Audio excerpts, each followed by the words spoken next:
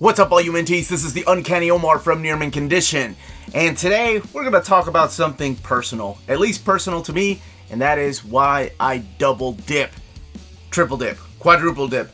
It's going to get ridiculous, but let's go ahead and get started. Hey there. Thank you for joining me for this very personal video. This is a question I have been asked so many times by so many of you. Why I decide to upgrade, why I decide to double dip, triple dip, quadruple dip on the same story that I've read over and over again.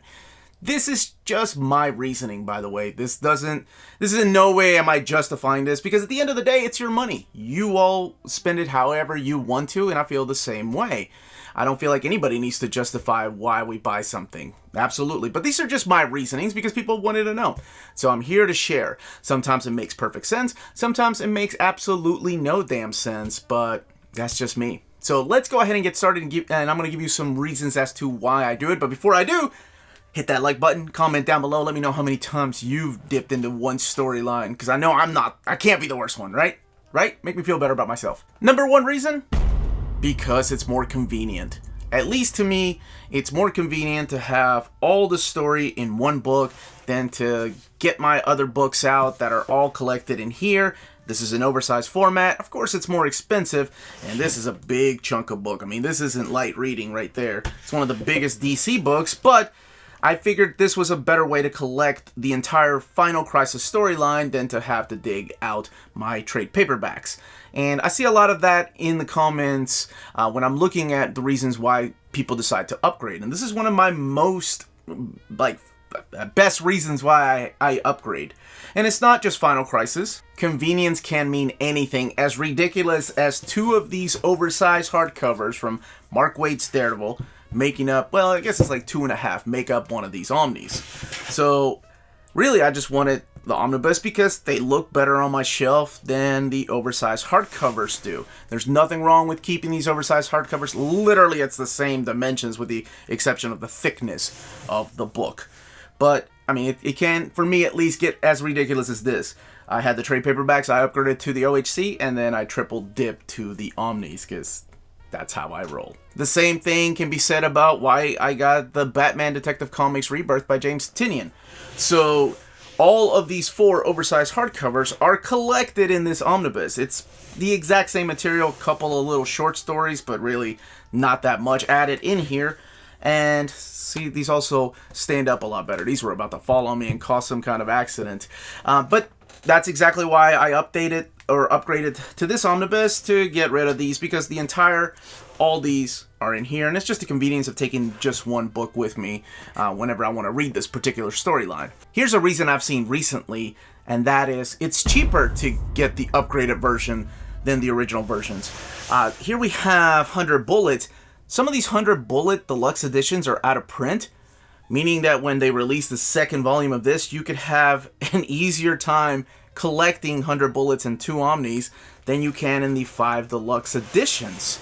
So that's one thing I've seen. And by recently, I mean in the last couple of years, because the same thing happened with Spider-Man. We had a lot of these Marvel Epic collections out of print as far as Spidey, yet the omnis were still in print or coming back into print. So I saw that happen a lot when, especially with these right here, or the original first 3 Epic collections were out of print, and they had just reprinted the first omnibus. Fantastic Four did the same thing until they started slowly reprinting the Epics. And the Saga of Swamp Thing by Alan Moore is another perfect example of that. These hardcovers were completely out of print, some of them, and then some of the trade paperbacks went out of print. So when this absolute edition of Swamp Thing by Alan Moore came out, a lot of people jumped into this. Now this, of course, has been recolored and remastered, and some people were upset by that.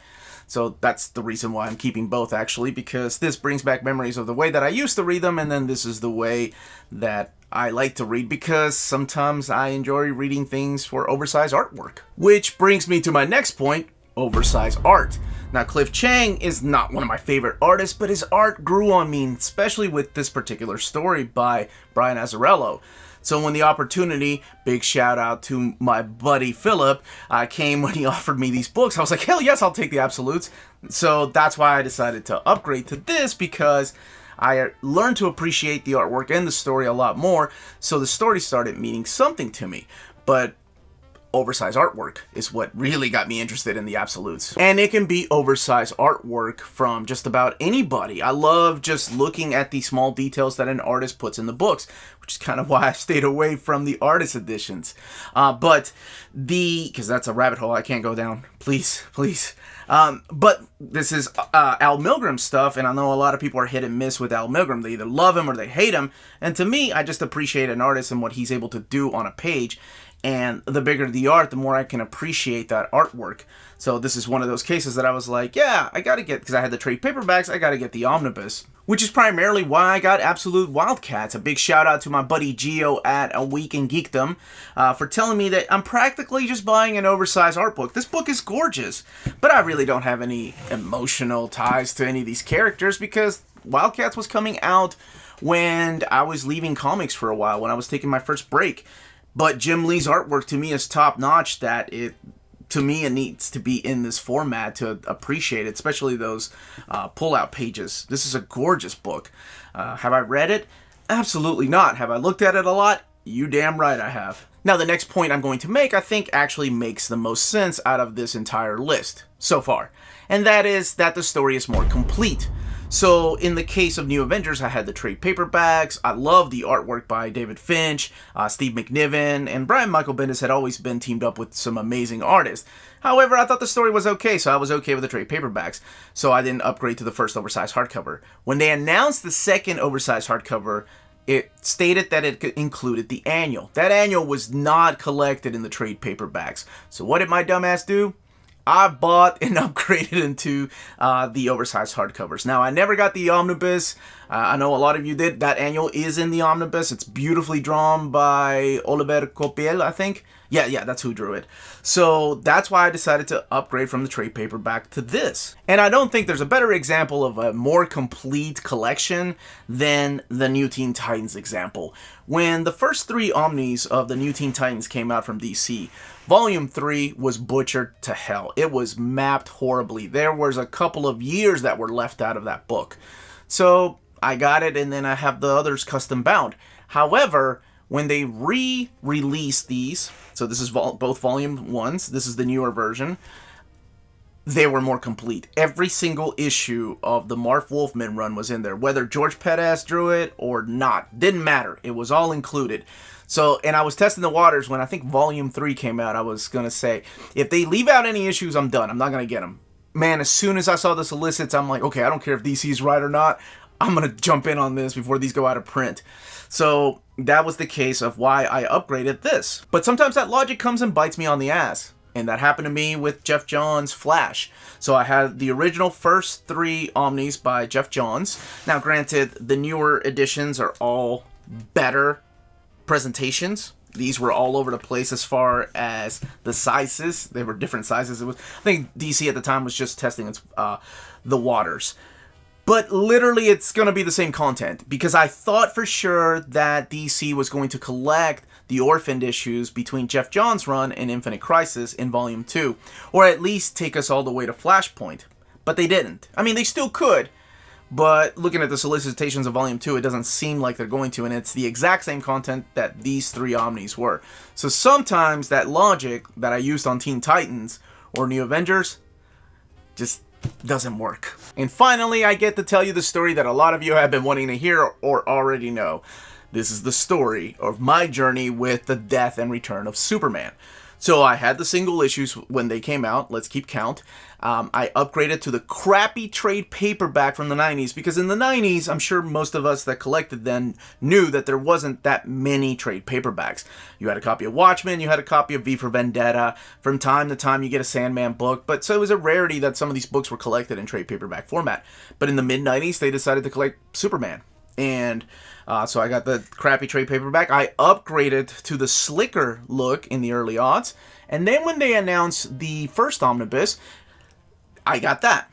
So that is 4 times I already bought this book. In the omnibus, the first edition, I did a overview on my channel years ago when this was announced, how I wasn't going to buy this. It was standard edition. It had almost like newspaper print paper in there. I know it wasn't. It was just that matte paper that they used for trade paperbacks back in the day. So when this was announced, I was like, yes, I'm upgrading to that, and that will be the last time I buy Death and Return of Superman. So this was the 5th time. Why did I get this? And I'll tell you one of the reasons. So the material in here is literally the material in here. Actually, this has a little bit more than this does. But this has something that was missing from here. And I cannot believe, I swear this is not the reason why I bought this, but it is the pull-out page of the Death of Superman. And that page is so iconic that when it was previously collected in collected editions, they just didn't do it justice. So the presentation on this book was, to me, superior to this. And honestly, there was a little bit of FOMO with that. And that's my next point, is the FOMO. Because this book went out of print within a year that it was out. And I was out at a comic book shop, I saw the book, and I said, hey, I need that, and it's out of print. I don't need it. Let me take that back. I want that. So I made a deal with the guy that owned the shop. I was like, that book's been sitting on your shelf for a while, I assume. And he's like, yeah, I've had it for about a year, but I know it's out of print, and I know how much it's worth. So immediately, I went back and forth with him on a price. And I ended up getting it for about 35% off the cover price. Which, to me, I like to haggle, and I did that with him because I was like, I'm going to save you on shipping, I'm going to save you on eBay fees, PayPal fees, and you don't even have to worry about me opening up a dispute.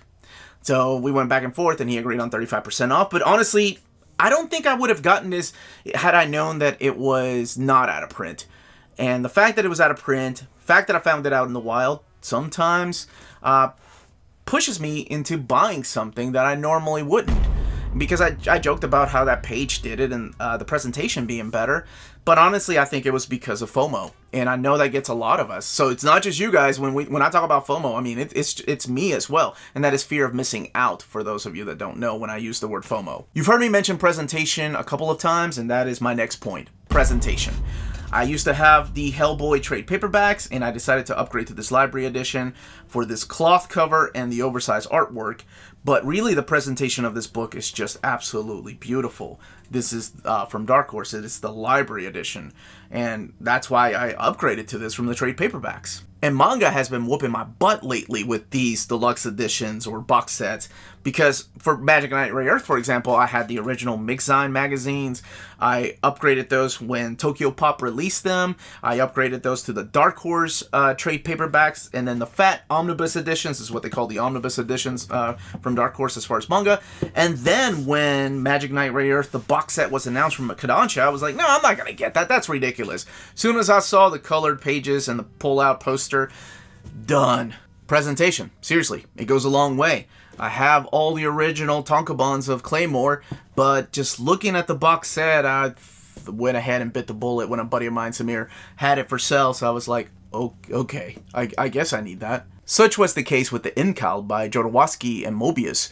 I had the hardcover for the longest time, but when they announced this beautiful hardcover in a slipcase, I had to upgrade. I mean, there was...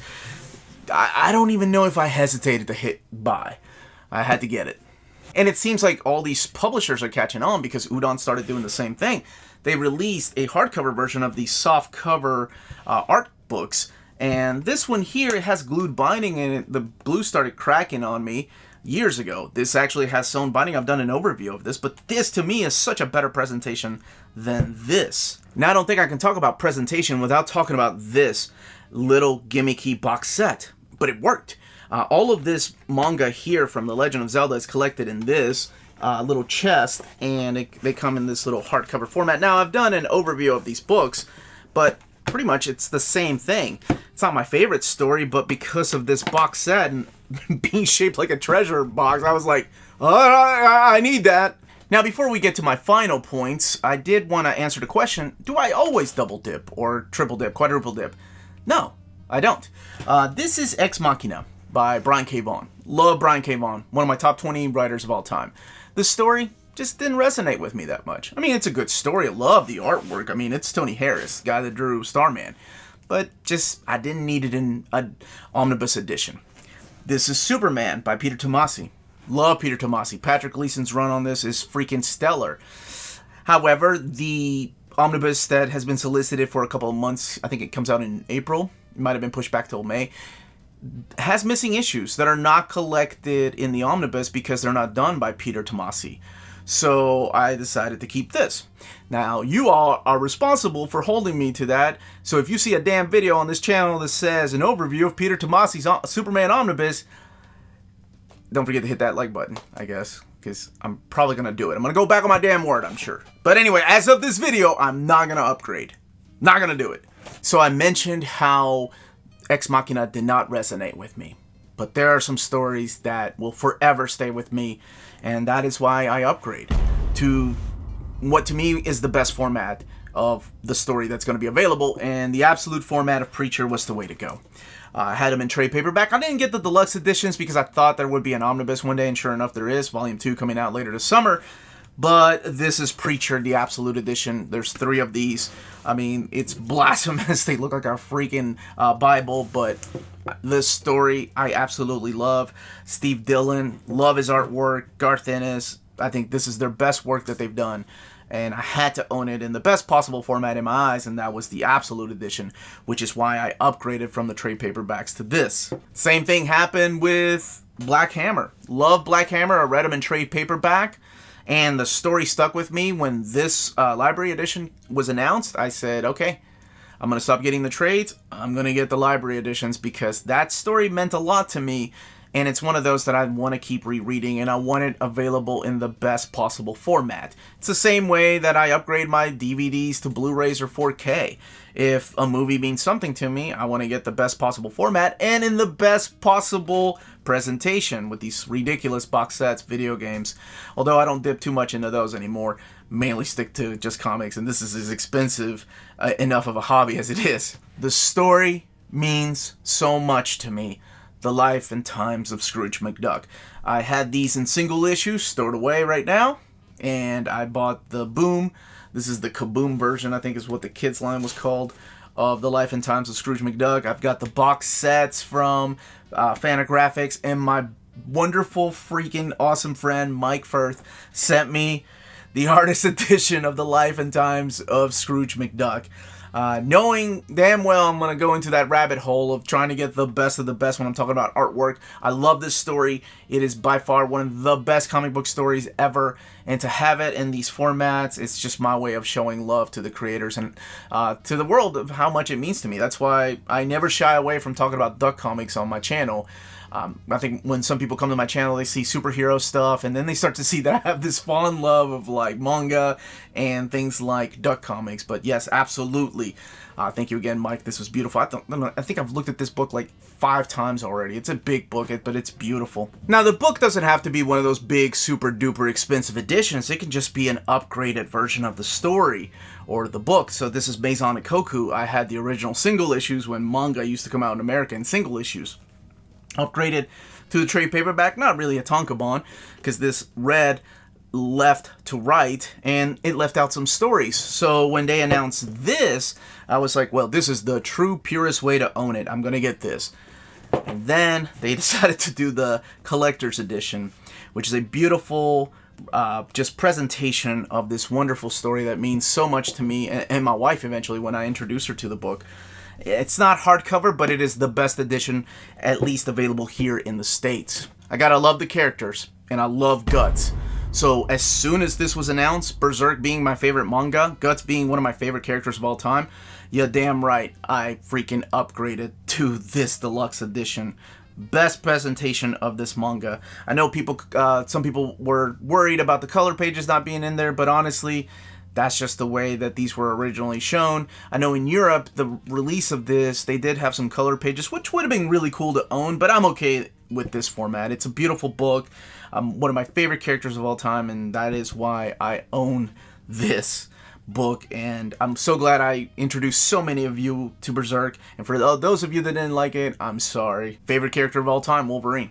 So I upgraded my trade paperbacks, my single issues. I still have my single issues, but I decided to get the omnibus when it came out. Even though I already owned the stories in 2 different formats, I was thinking, okay, this is a better format because it's hardcover, it's oversized, and it looks like it collects everything in chronological order. So, of course, I want to get it. And that's why I decided to upgrade this. You know, he's my favorite X-Men. And that's my last point. Because X-Men. You damn right I'm gonna upgrade to X-Men.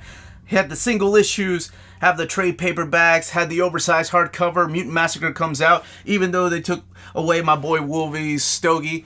Doesn't matter. This collects more. It's an omnibus. Went from single issues that I still have, got rid of the trade paperback, got rid of the OHC, and decided to get this because it's more complete and it's X-Men. No matter what, I will be upgrading. If it's got the X-Men title on it, if it's New Mutants, Excalibur, Mutant X, I don't care, X-Man, Generation X, whatever it is, I will get the best possible format if I can, whatever is available, because it's X-Men. It is my childhood, and I want to forever own these stories in the best possible format. No matter how much double dipping, triple dipping, quadruple dipping, whatever you want to call it, I heard you all call it doing the Omar. No matter how many times I gotta buy it or what format is in, if it's X-Men, I'm upgrading.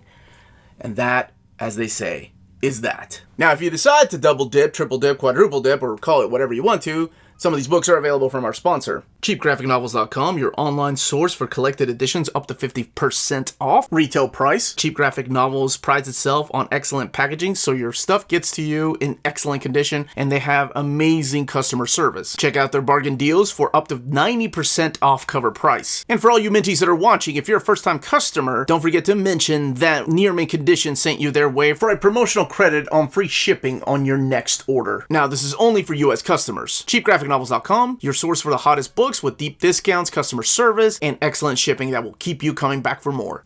And those were my reasons for deciding to double dip, triple dip, quadruple dip, no matter how many times I've done it, to upgrade to these collected editions. I would love to know what your reasons are. Leave those comments down below. But keep in mind, at the end of the day, it doesn't matter. As long as it makes you happy, you've got the money, and you want to upgrade, you don't need a reason. You don't need a guy on YouTube to tell you why, to justify your purchase. You go ahead and do you. Obviously, I have. But you should really not listen to some of the advice that I have when it comes to double or triple dipping. Some of it gets kind of ridiculous. I mean, really? My favorite characters I have to buy like 5 times? You damn right I do. Anyway, this was the Uncanny Omar. Thank you all so much for watching the video. Don't forget to hit like, subscribe. We have a Patreon. Amazing way to support the channel. And thank you so much to our existing patrons. We've changed it up a little bit with some different tiers. Added a new tier for Ask Me Anything, after hours kind of thing. But check out our Patreon for that. That is in the description of the video down below. There's a link to our Patreon for that. More importantly, all of you stay healthy, stay safe, and keep on double, triple, quadruple dipping, or doing the Omar, whatever y'all want to call it. Be good, everybody.